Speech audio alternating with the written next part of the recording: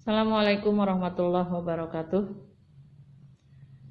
Alhamdulillahirabbil alamin wa bihi nasta'inu ala umurid dunya waddin wa ala alihi wa ashabihi ajmain. Amma ba'du. Anak-anakku semuanya, ya. Gimana kabar kalian? Bu Ici berharap kalian baik-baik saja, selalu dalam lindungan Allah Subhanahu wa taala. Walaupun masa pandemi belum berakhir, Bu Ici berharap kalian tetap semangat untuk terus belajar dan belajar. Oke, pada pertemuan kali ini Bu Ici tidak memberikan materi pelajaran, melainkan akan sedikit berbagi atau belajar bersama kalian.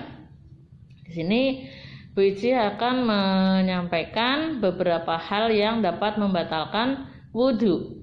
Ya, kemarin beberapa guru sudah menjelaskan tentang rukun wudhu atau cara-cara berwudhu. Lah di sini pasti wudhu itu ada kalanya akan batal. Maka di sini ada beberapa hal yang dapat membatalkan wudhu. Di sini Bu Ici menyampaikan ada 6 hal. Mungkin nanti ada yang lainnya, silahkan kalian juga boleh mempelajarinya. Oke. Hal-hal yang dapat membatalkan wudhu diantaranya adalah sesuatu yang keluar dari lubang farji. Lubang farji itu ada 2, kemaluan dan dubur.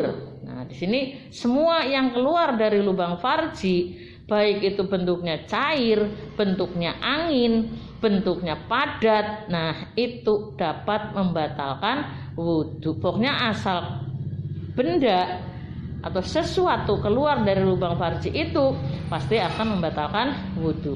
Kemudian yang kedua, ya,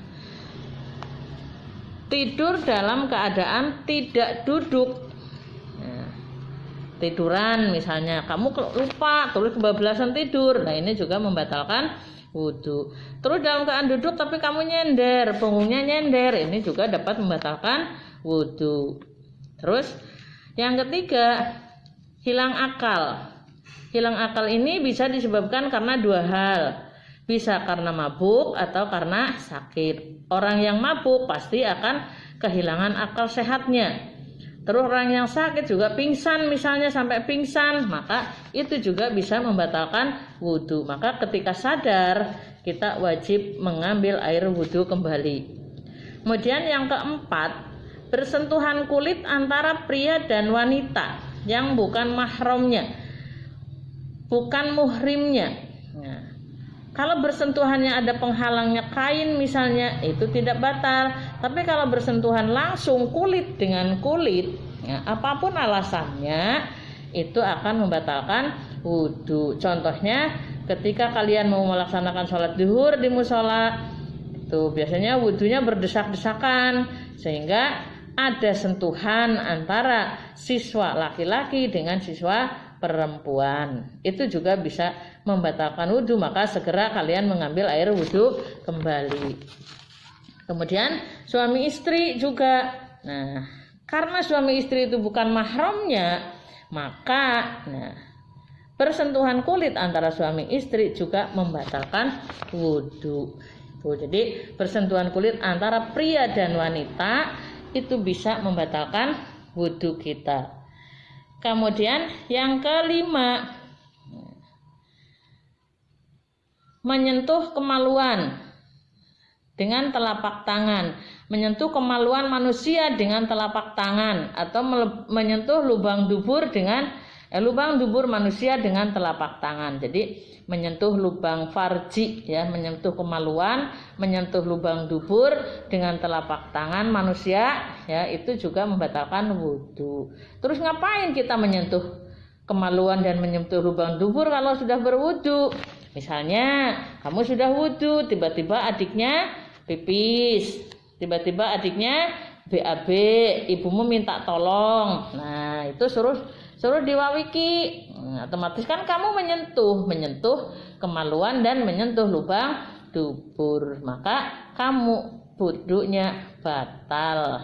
Tuh, jadi ada 6 perkara yang bisa membatalkan wudhu.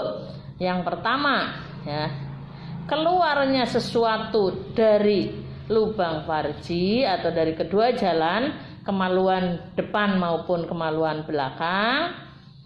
Kemudian yang kedua, tidur dalam keadaan tidak duduk atau dalam keadaan duduk tapi punggungnya bersandar. Kemudian yang ketiga, hilang akal atau dalam hal ini bisa juga pingsan, itu juga dapat membatalkan wudhu. Yang keempat, bersentuhan kulit antara pria dan wanita yang bukan mahramnya, yang bukan muhrimnya, tanpa penghalang sesuatu, maka ini juga akan membatalkan wudhu. Kemudian yang kelima, menyentuh kemaluan manusia, bukan punya diri sendiri tapi punya orang lain juga, ini juga batal. Contohnya tadi ketika kamu sudah ambil air wudhu, tiba-tiba adikmu pipis atau adikmu BAB, ibumu minta tolong adikmu diwawiki. Nah, otomatis kan kamu memegang, menyentuh. Nah, itu juga membatalkan wudhu kamu. Kemudian yang keenam, menyentuh lubang dubur. Ini juga akan membatalkan wudhu. Itu beberapa hal yang dapat membatalkan wudhu. Semoga dengan sedikit pengetahuan ini kita bisa memperbaiki wudhu kita yang selama ini belum benar, ya, menjadi lebih baik. Jadi mumpung dalam bulan Ramadan kita banyaklah menuntut ilmu. Ya, jangan lupa juga Bu Ici pesan, perbanyaklah tadarus kalian, ya, mumpung dalam bulan suci Ramadan, bulan yang penuh berkah, bulan yang penuh ampunan.